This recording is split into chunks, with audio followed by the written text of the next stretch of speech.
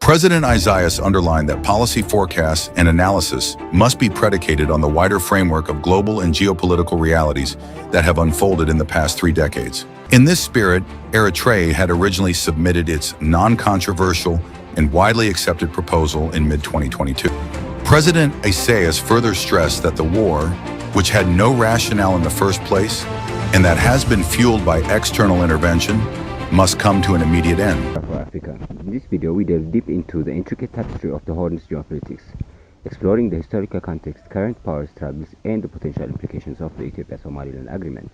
We will examine the intricate web of relationships between Ethiopia, Eritrea, Somalia, Somaliland, Djibouti, and the various external powers vying for influence in the region. By analyzing the underlying motivations and potential consequences of the Ethiopia-Somaliland agreement, we will shed light on its potential impact on the future of the Horn of Africa. Will this agreement pave the way for greater regional cooperation and stability, or will it further destabilize an already fragile region? President Isaias underlined that policy forecasts and analysis must be predicated on the wider framework of global and geopolitical realities that have unfolded in the past 3 decades. In this perspective, President Trump's signature policy stance of MAGA, Make America Great Again, contains an implicit recognition that the U.S. is not the dominant power in terms of key economic, military, technological, and influence soft power parameters, as envisaged by the architects of a unipolar world order, whose hallmark was unassailable and overbearing U.S. dominance in all the determinant parameters and manifestations of power. U.S. containment policies, primarily geared towards China due to its rising preeminence in the economic and technological domains and growing international influence, as well as against Russia, have not evidently achieved their pronounced objectives. It is doubtful now whether envisaged protectionist policies will reverse the trend. The aspiration of the vast majority of the world's peoples is for a new international order based on justice and that promotes fairness and the collective well-being of humanity, not architectures of confrontation under the rubric of bipolarity or multipolarity. Within this broad framework, and as one cannot throw the dice to decipher, at this early stage or map out all the possible scenarios on how the policy of the Trump administration will ultimately pan out, it would be inappropriate to make premature conclusions. And while doing our homework, we must strive to foster constructive engagement with an open mind. He emphasized that the tripartite summit, a critical step toward fostering regional stability, has been deliberately misrepresented. Instead of celebrating its positive outcomes, these campaigns gloss over its role in cultivating consensus for enduring peace in the Horn of Africa. President Isaias reaffirmed that Eritrea's core policy has always been about promoting stability, cooperation, and complementarity across the Horn of Africa, the Nile Basin, and the Red Sea. Eritrea has no interest in destabilizing Ethiopia. Instead, mutual consultations among neighboring countries are essential to dispelling mistrust and fostering constructive collaboration. On Ethiopia's internal challenges, President Isaias pointed to the institutionalized policy of ethnic polarization embedded in the 1994 constitution. He described it as the root cause of periodic tensions, conflicts, and the country's struggles with nation building. He highlighted how the 1998 border war, ostensibly over Badme, was a fallout of this misguided policy. External meddling further compounded the issue, even after the matter was resolved through binding arbitration. On domestic development, President Isaias detailed Eritrea's blueprint for 2025, which focuses on key sectors such as water infrastructure, energy, housing, transport, manufacturing, and investment. Eritrea has established a vast network of large and small dams, with a capacity of up to 330 million cubic meters, and plans to expand irrigation and reforestation efforts as part of future development. In the energy sector, Eritrea is investing in hybrid systems powered by thermal, solar, wind, and geothermal technologies. Regarding housing and transport, construction companies will be restructured to implement new housing schemes, and subsidized buses will be introduced to improve mobility in underprivileged areas. The government also aims to revitalize the manufacturing sector by focusing on value addition to strengthen the economy. Additionally, Eritrea is encouraging private investment, especially from the diaspora in sectors like agriculture, manufacturing, and mining, alongside traditional industries such as hospitality. Religious agendas coupled with external meddling precipitated cyclical crises in the country, culminating in the spontaneous rebellion of 2019. While the solution to the conflict in the Sudan naturally rests with and remains the sovereign prerogative of the Sudanese people, this cannot inhibit us from making modest contributions due to our historical ties and overarching policy of promoting a stable and safe neighborhood. In this spirit, Eritrea had originally submitted its non-controversial and widely accepted proposal in mid-2022. The broad outlines of the proposal essentially envisaged entrusting the transition to the Sovereign Council, which had in fact earned the mandate, if only by default, and which would act as a bridge to a safe path to ensure that the situation does not spin out of control. This would also preclude potentially dangerous rivalries among fractious traditional political parties and groups. President ETHIOPIA'S further stressed that the war, which had no rationale in the first place, and that has been fueled by external intervention, must come to an immediate end. External interventions and the proliferation of initiatives which essentially exacerbate the tragic situation must also come to an end. Efforts must be directed towards cultivating consensus in the region. Our primary preoccupation has always been to prevent and avoid costly wars.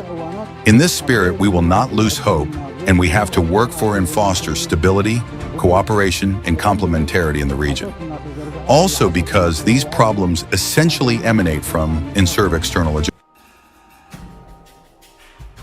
Turkish President Erdogan stood alongside Ethiopian Prime Minister Abiy Ahmed and Somali President Hassan Sheikh Mohamud as they unveiled the Ankara Declaration, a pact aimed at fostering peace and cooperation. President Mohamud expressed heartfelt gratitude to Turkey, saying, "We are grateful for Turkey's efforts. Somalia will be a true friend of Ethiopia, now and in the years to come." Prime Minister Ahmed echoed this sentiment, emphasizing the shared bonds between Ethiopia and Somalia. He stated, "We are not just neighboring countries, we are brothers. We share a blood bond, and our destinies are intertwined." As discussed in our previous video, relations soured earlier this year when Ethiopia struck a deal with Somaliland to use the Red Sea port of Berbera. This agreement exacerbated tensions with Somalia, given its stance on Somaliland's unrecognized independence. For Ethiopia, access to ports is a critical issue. Since losing its Red Sea ports following Eritrea's independence in 1991, the country has faced significant challenges as a landlocked nation. Despite these disputes, the two nations share a history of collaboration. Thousands of Ethiopian soldiers have sacrificed their lives ensuring Somalia's stability, demonstrating the deep connections between their peoples. The Ankara Declaration, hailed as a triumph of Turkey's peace diplomacy, symbolizes a new chapter. It underscores the importance of regional stability and mutual development for the Horn of Africa. Fahrettin Altun described the declaration as one of Turkey's finest diplomatic achievements under President Erdogan's leadership, adding that it sets a model for global peace initiatives.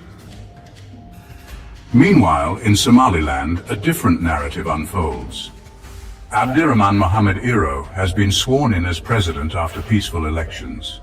His inauguration marks a significant milestone for Somaliland, which continues to seek international recognition despite remaining unrecognized globally. Iro's inauguration was attended by high-profile delegations, including the US and EU ambassadors. However, China condemned Taiwan's participation, reiterating its One China policy and opposing any official exchanges between Taiwan and Somaliland. From the heated battles in Ras Kamboni to the peaceful transition in Somaliland, the Horn of Africa stands at a critical juncture. Will Somalia find a path to peace? Can Somaliland's democratic milestones gain global recognition? Only time will tell. Briefly, the Somaliland breakaway region is a result of the Cold War legacy. As the Cold War ended, Somalia also descended into disintegration. Why Somalia was kept for over 3 decades in a state of disintegration has largely to do with the unipolar hegemony, the era of unipolar hegemony after the end of the Cold War, the U.S. imperialism entering where there is no force now to counter us. We can do whatever we want. So recall, if you will, for example, what the former commander, NATO commander Wesley Clark, revealed at one time in 2001, 2, I don't know, 2003, Pentagon paper in which they had a plan to plunge the entire region, Middle East, North Africa, Horn of Africa, into chaos. 7 countries were targeted, beginning with Iraq, then Syria, then Lebanon, then Libya, then Sudan, then Somalia, and finally to Iran. The 7 countries. That's exactly what unfolded. If you look at it, why did he make that revelation? I don't know. Sometimes they're arrogant. They have this in-your-face attitude. This is what we're planning for you, and we're going to do it. Type of hubris of unipolar hegemony, if you will, the craziness. But in the Middle East and in our region, Horn of Africa, that's what happens. Sudan has disintegrated into chaos as it was targeted. Somalia, the same fate. The only country remaining is Iran. But to come back to the point, because I have to, in the brief moment that I am given, I have to cover a lot of ground. To come back to the point, Somaliland was a breakaway. Meantime, in the rest of Somalia, the struggle was going on to reconstitute and, to emerge from the ashes of state collapse. Meantime, the client regime of TPLF in Ethiopia, US client regime, was continuously prodded by its patron, the US, to unleash chaos in that part of the world, to divide Somalia along clan lines, to constantly, prevent the state from re-emerging from chaos. So the Somaliland breakaway regime in the north remained in a state of limbo for 30 years. It never got recognition, international recognition, except maybe Taiwan, but Taiwan itself is in a state of limbo, non-recognition.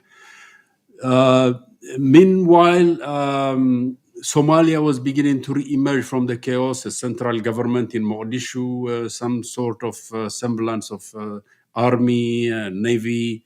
In Ethiopia, too, the TPLF regime was ousted, so this reformist government led by Prime Minister Abiy Ahmed Ali came to power. There were a lot of hopes in the beginning for a new beginning, but those hopes are dashed now. I have to be brutally honest, call a spade a spade. Ethiopia is in a state of chaos also, disintegrating towards state collapse.